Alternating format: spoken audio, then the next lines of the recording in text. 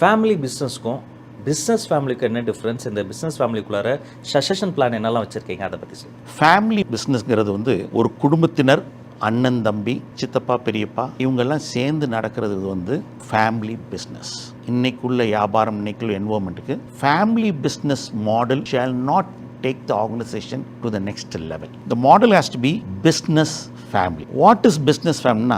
ஒரு வியாபார திறம்பட செய்கிறதுக்கு, அந்த வியாபாரத்தை நல்லா நடத்துறதுக்கு யாரெல்லாம் கூட்டு முயற்சி எடுத்து யாரெல்லாம் இருந்து செய்யணும். For example, there should be a person who can take the management decisions, who can be a technical person, they can be a financial person. They all has to coordinate and they have to work together. So சொந்த பந்தத்தை வைத்து தொழில் நடத்துறதுங்கிறது அந்த காலகட்டம் முடிஞ்சது.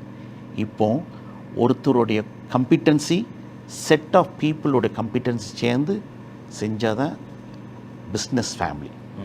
இப்போ எங்கள் இதுலேயும் பார்த்தீங்கன்னா, அஃப்கோர்ஸ் அவர் share holders are are relatives, but still I would not say it is a business family. We all work together on the interests of the organization. We all contribute towards the development of the organization.